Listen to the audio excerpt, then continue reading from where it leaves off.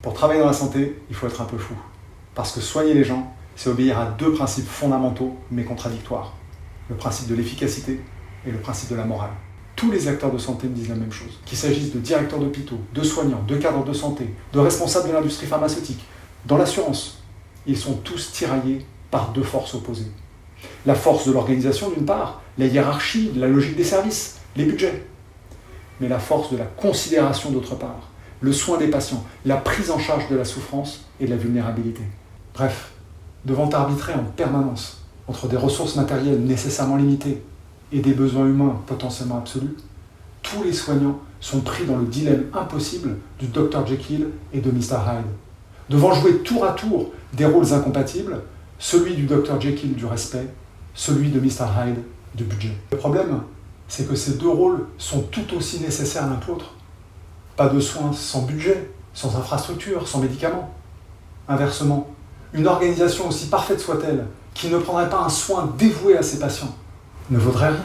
Face à cette double contrainte, trois réponses possibles. Celle des soignants d'abord, qui veulent soigner, venir en aide, prendre en charge les personnes malades avec leurs besoins spécifiques, indépendamment des contraintes matérielles.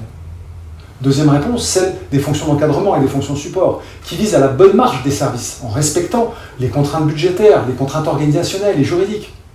Troisième réponse, ne pas choisir, mais vivre du coup au quotidien le tiraillement entre ces deux principes contraires. D'où les trois postures, de l'angélisme, du cynisme et du traumatisme. Posture de l'angélisme qui consiste à vouloir soigner à tout prix, indépendamment des ressources qui pourtant permettent le soin. La posture cynique qui consiste au contraire à proportionner le soin aux ressources, mais finit tôt ou tard par donner un prix à la vie. Et puis la posture du traumatisme qui consiste à prendre de plein fouet cette contradiction en ne faisant pas de choix. Évidemment, aucune de ces trois postures n'est satisfaisante, puisque aucune ne traite le problème de l'antinomie des principes. Résultat, chacun s'en sent personnellement responsable. Alors, quelle solution ? André Comte-Sponville, un philosophe qui s'est beaucoup intéressé aux questions de santé, ancien membre du Conseil consultatif national d'éthique, a élaboré une graduation entre ces deux principes contraires. Il l'appelle la hiérarchie croisée. Ne partez pas.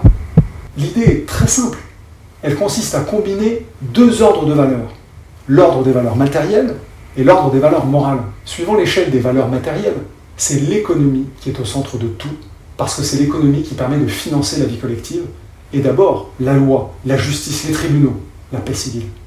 Ce n'est que dans un deuxième temps que cette paix civile va permettre une éducation morale des populations.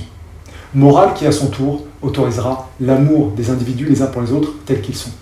On a donc une première hiérarchie montante qui part de l'économie, qui finance la justice qui permet la morale, et la morale qui ouvre à l'amour.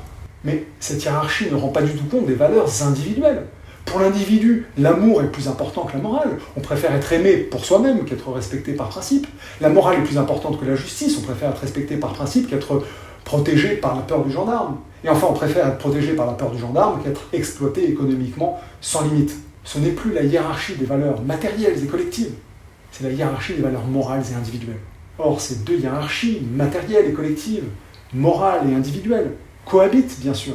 L'amour a besoin d'économie, mais l'économie ne vaut rien sans amour. Cette double hiérarchie nous permet de sortir de la confrontation stérile entre deux principes contradictoires pour nuancer et adapter notre réponse aux situations particulières par déplacement du curseur entre ce qui est le plus nécessaire matériellement et ce qui est le plus souhaitable moralement.